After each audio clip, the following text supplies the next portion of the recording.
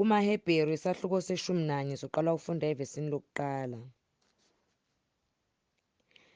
Kepha ukukholwa kungokuqiniseka ngezinto ezithenjwayo, kuyiqiniso ngezinto ezingabonwayo, ngokuba okhokho bafakazelwa ngakho.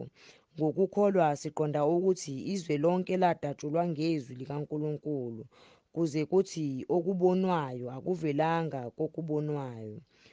Ngokukholwa u-Abela wanikela kuNkulunkulu ngomhlatshelo omuhle kunokaKhayini, athola ngakho ubufakazi bokuthi ulungile.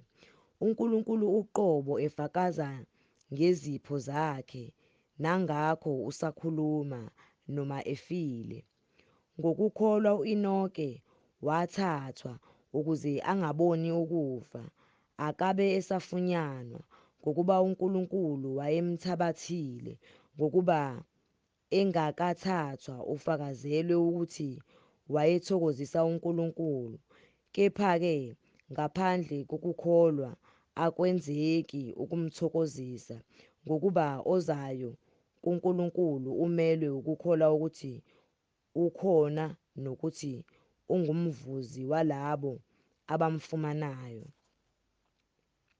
Ngokukholwa uNowa exwayisiwe ngezinto ebezingakabonwa, esaba uNkulunkulu, wakha umkhumbi wokusindisa indlu yakhe, okungakho walahla izwe, waba yindlalifa yokulunga okuvela ngokukholwa. Ngokukholwa u-Abrahama walalela ebizwa ukuba aphume aye endaweni abezakuyamukeliswa ibe yifa lakhe, waphuma engazi lapho eya khona. Ngokukholwa waba ngumfokazi ezweni lesithembiso kwalezizwe, ehlala ematendeni, beno-Isaka noJakobe beyizindlalifa kanye naye zaleso sithembiso, ngokuba wayebheke umuzi onezisekelo, omakhi nomenziwa onguNkulunkulu. Ngokukholwa naye uSara uqobo wathola amandla okukhulelwa esedlulilwe yisikhathi, ngokuba wathi ukholekile owethembisayo. Ngakho-ke wavela koyedwa yena enjengosewafa, abangangezinkanyezi zezulu ngobuningi, bengangesihlabathi esisogwini lolwandle esingenakubalwa. Bonke laba bafa bekholiwe, bengazamukeliswanga izithembiso, kepha bazibonile, bezithakazela zikude, bevumile ukuthi bangabafokazi nezihambi emhlabeni. Ngokuba abasho kanjalo, babonakalisa ukuthi bafuna izwe lakubo. Uma kambe bebecabanga ngalelo abebephuma kulo, babeyakuba nethuba lokubuyela kulo.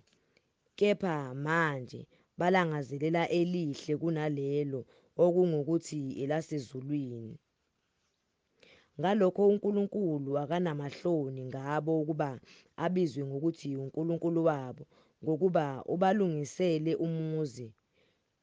Ngokukholwa u-Abrahamu evivinywa wanikela ngo-Isaka, yebo, yena owayamukele izithembiso, wanikela ngozelwe yedwa wakhe, okwathiwa kuye, inzalo yakho iyakubizwa ngo-Isaka, ethi uNkulunkulu unamandla okuvusa nakwabafileyo. Ngokulinganisa wabuye wamthola futhi evela khona. Ngokukholwa u-Isaka wabusisa oJakobe no-Esawu ngezinto ebezizakuza. Ngokukholwa uJakobe esezakufa wabusisa leyo naleyo yamadodana kaJosefa, wakhuleka encikile esihlokweni sodondolo lwakhe. Ngokukholwa uJosefa esezakufa wakhuluma ngokuphuma kwabantwana bakwa-Israyeli, wayaleza ngamathambo akhe. Ngokukholwa u-Amose esezelwe wafihlwa ngabazali bakhe izinyanga ezintathu ngokuba bembona engumntwana omuhle, abawesabanga umyalo wenkosi. Ngokukholwa uMose esekhulile wala ukubizwa ngokuthi indodana yendodakazi kaFaro.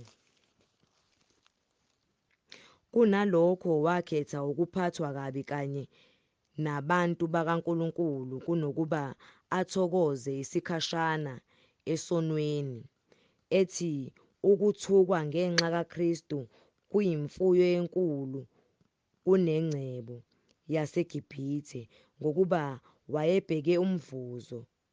Ngokukholwa washiya iGibhithe engesabi ulaka lwenkosi ngokuba wakhuthazela sengathi uyambona ongabonwayo. Ngokukholwa wamisa iPhasika ngokufafaza ngegazi ukuze umbhubhisi angathinti amazibulo abo. Ngokukholwa badabula ulwandle olubomvu kungathi kusemhlabathini owomileyo, okwathi abaseGibhithe bekulinga lokho baminza. Ngokukholwa izingange zaseJerikho zawa sezizungeziwe izinsuku eziyisikhombisa. Ngokukholwa uRahabi isifebe akabhubhanga kanye nabangalalelanga, esezamukele izinhloni ngokuthula. Ngisezakuthini futhi na?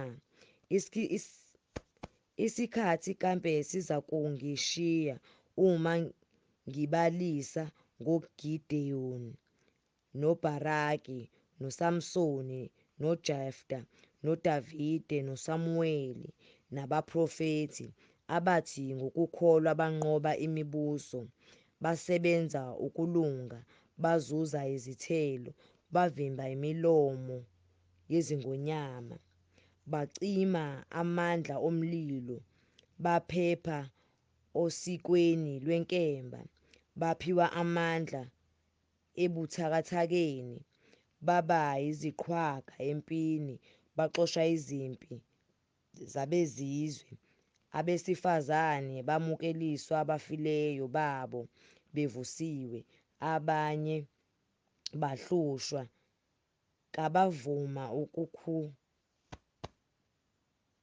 kabavuma ukukhululwa ukuze bathole ukuvuka okuhle. Abanye balingwa ngokujivazwa nokushaywa, yebo, ngokuboshwa nokufakwa entolongweni, bakhandwa ngamatshe, banqunywa ngesaha, balingwa, babulawa ngenkemba, bazulazula bembethe izikhumba zezimvu nezezimbuzi, beswela, behlushwa, bephathwa kabi, izwe lingabafanele bona, behamba emahlane nasezintabeni nasemihumeni nasemigedeni yomhlaba. Labo-ke bafakazelwe ngokukholwa, abazuzanga isithembiso ngokuba uNkulunkulu wayesibonele okuhle kunalokhu ukuze bangapheleliswa ngaphandle kwethu.